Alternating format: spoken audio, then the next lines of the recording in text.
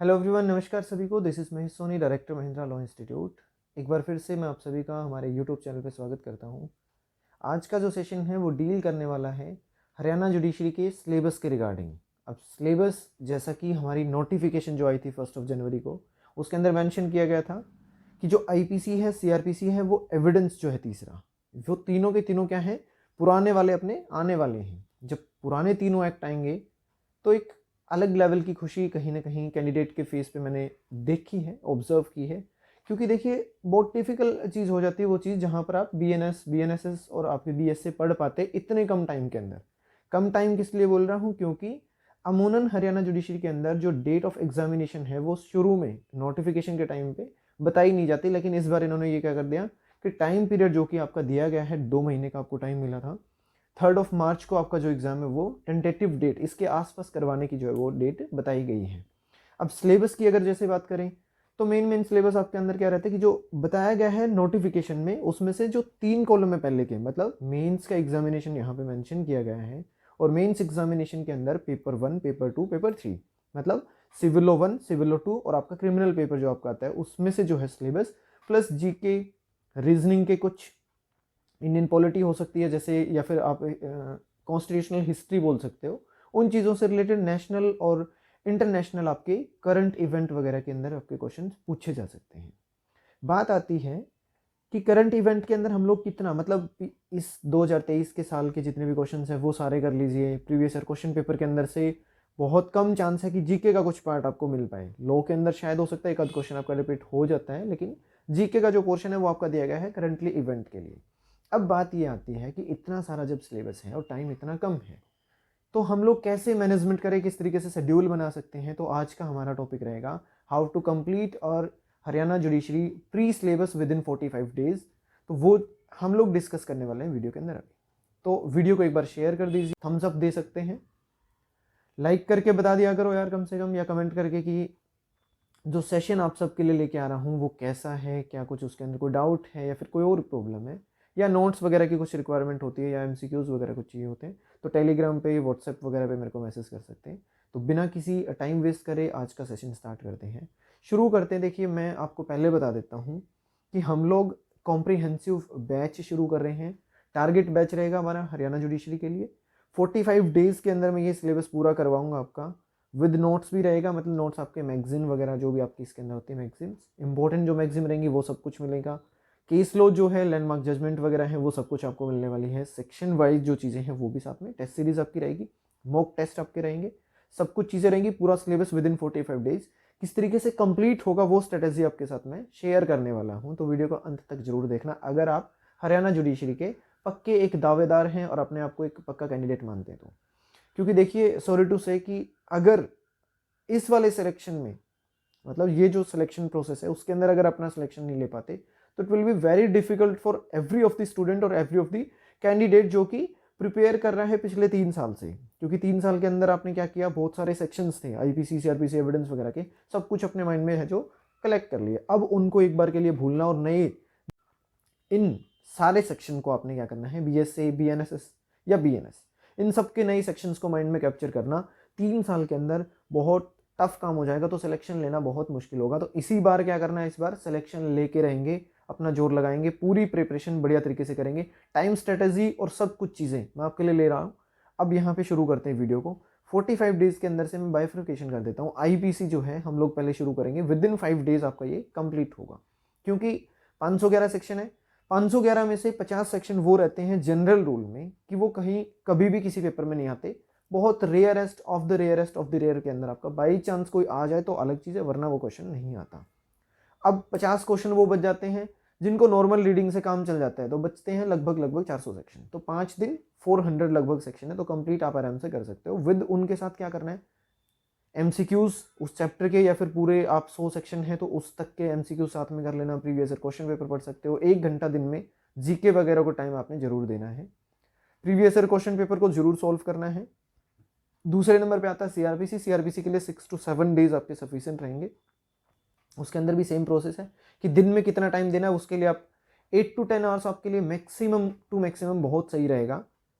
8 घंटे की नींद आप पूरी कर सकते हैं, 8 से 10 घंटे आप पढ़ाई कर सकते हैं। 8 से 10 घंटे के अंदर 3 से 5 घंटे तक आप सिलेबस को पहले पढ़ेंगे, अपना जो बेयर एक्ट है उसके अंदर से। उसके बाद 2 घंटे के लिए एमसीक्यूज करेंगे, 7 आवर्स हो गए टोटल।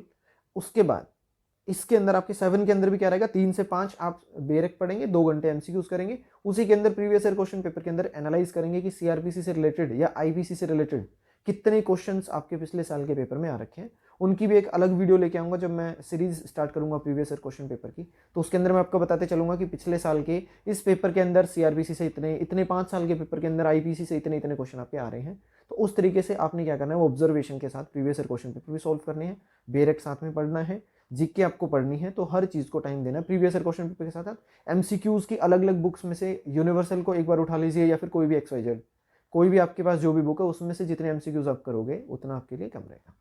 बात आती है आपकी आईपीसी 5 डेज बताया, सीआरपीसी 6 to 7 डेज मैक्सिमम रहेगा। एविडेंस एक्ट आपका 3-4 डेज के अंदर हो जाएगा। हिंदू लॉ 5 डेज का बहुत है, क्योंकि 4 दिन में 4 एक्ट। 5वें दिन क्या है, एक दिन पूरा मान लेता हूँ जिसके अंदर आप रोज जैसे 3-3 घंटे आप एमसीक्यूज वगैरह ये सारी चीज़ें करोगे, तो 5 दिन के अंदर आपका हो जाएगा। मुस्लिम लॉ और कस्टमरी लॉ एक दिन का बहुत है, मुस्लिम लॉ 4 दिन के लिए पढ़ेंगे। CPC again 6 to 7 days, contract 3 to 4 maximum days. Sale of goods और पार्टनरशिप एक्ट ये दोनों आपके 1.5 दिन के, मतलब 3 दिन में दोनों कंप्लीट हो जाएंगे। एसआरए और रजिस्ट्रेशन एक्ट ये भी आपका 1.5 दिन के अंदर 3 दिन में पूरा हो जाएगा। फिर आता है हरियाणा रेंट कंट्रोल एक्ट और उसके बाद आपका पंजाब कोर्ट एक्ट, ये दोनों मिला के एक ही दिन के अंदर पूरा हो जाएगा। क्योंकि इतना बड़ा मेजर क्वेश्चन आता नहीं है, एक इक्का दुक्का क्वेश्चन आता है, मैक्सिमम 2-3 क्वेश्चन हो सकते हैं, इससे ऊपर कभी नहीं आता। तो एक दिन के अंदर दोनों हो जाएंगे। फिर लिमिटेशन एक्ट है, वो आपका 2 दिन का पूरा है। और जीके, पॉलिटी, रीजनिंग वगैरह ये आपको डेली पढ़नी है। ये चीज़ें अगर आप कल से शुरू करोगे, मतलब 5 जनवरी से आप शुरू कर देते हो, तो 18 फरवरी को ये सारी चीज़ें आपकी 45 डेज का ये पूरा का पूरा कोर्स है जो वो कंप्लीट हो जाता है। अब 18 फेब के बाद 11 दिन वो बचेंगे, 3 दिन पेपर से कर लेंगे। अब ये अराउंड मतलब 3 मार्च का जो पेपर है, तो 3 तारीख को एक्सक्लूड कर देते हैं, 2 को एक्सक्लूड कर देते हैं, तो एक दिन वहाँ पे है, 11 ये है, करीबन 11 से 12 दिन आपके पास अगेन बच जाते हैं। तो एक दिन का गैप ले, उसमें सिर्फ जीके वगैरह नॉर्मल स्टडी कर सकते हैं। उसके बाद अगेन शुरू हो जाएंगे अगले दिन से, एक दिन का आईपीसी रिवीजन, 2 दिन का आपका सीआरपीसी का रिवीजन, 2 दिन का सीपीसी का रिवीजन, एक दिन का इंडियन एविडेंस एक्ट है, एक दिन का कॉन्ट्रैक्ट और सेल ऑफ गुड्स दोनों है, एक दिन के अंदर पार्टनरशिप एक्ट, एसआरए और लिमिटेशन एक्ट तीनों हो जाएंगे। उसके बाद एक दिन के अंदर हरियाणा का rent control act, registration act और आपका पंजाब कोर्ट एक्ट जो ये हो जाएगा। तो ये आपके हो गए टोटल, मतलब 45 + 11 डेज, ये 56 दिन है। 4 दिन में आप एक्सक्लूड कर सकते हो, किसी तरीके की छुट्टी या कोई भी तबीयत का ध्यान स्पेशल रखना है। फंक्शन वगैरह के अंदर आप ज़्यादा शरीक होने की अब जरूरत नहीं है, टाइम बहुत कम है।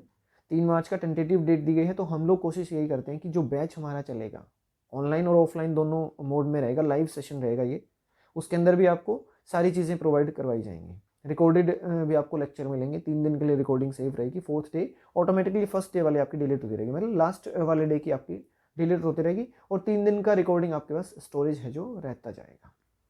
ये मेरी तरफ से स्ट्रेटजी थी, इसको आप फॉलो कर सकते हैं। मैं पर्सनली फॉलो करवाता हूँ बच्चों को, और अच्छा रिजल्ट उस चीज़ का हमेशा मिलता आया है। बात आती है रीजनिंग वगैरह से रिलेटेड क्वेश्चन आने की, जैसे एडीए का क्वेश्चन पेपर जो था उसको देख के बच्चों के माइंड में यही चीज़ है कि हो सकता है कि रीजनिंग के क्वेश्चन बहुत सारे इस बार फिर आ जाएंगे, लेकिन ऐसा नहीं है। इस पेपर को बनाने में और कंडक्ट करवाने में सारी चीज़ के अंदर हाई कोर्ट का मेजर रोल रहेगा। पिछले वाला एचपीएससी और गवर्नमेंट का था, तो अब क्या है, हाई कोर्ट का जब इन्वॉल्वमेंट बीच में आ जाता है तो इस तरीके की चीज़ें नहीं होंगी। और कभी भी कोई क्वेश्चन आपका सिंगल भी नहीं आया रीजनिंग से रिलेटेड, तो उस वाले टीचिंग एप्टीट्यूड वगैरह दे रखी हैं, स्किल्स वगैरह का दे रखा है, उसके ऊपर टाइम वेस्ट नहीं करना है। 1 से 2 घंटे टोटल टाइम में नेट की कोई भी जो तैयारी करता है बच्चा, उसके पास से बुक लेके मेजर चीज़ें उसमें से देख सकते हो, या एडी का जो पेपर था उसमें से कुछ चीज़ें देख सकते हो, वही बहुत है। डीआई वगैरह आप देख सकते हो एक बार के लिए, और कोई इंपॉर्टेंस कुछ नहीं है।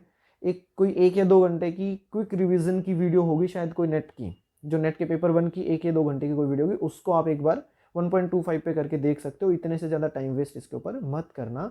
ये पर्सनल सजेशन सबके लिए रहेगा जो भी हरियाणा की तैयारी कर रहे हैं। तो मेरी तरफ से यही था जो स्ट्रेटेजिक प्लान था आप सबके लिए, कि किस तरीके से आप 45 डेज के अंदर एक बार अपना सिलेबस बहुत अच्छे से।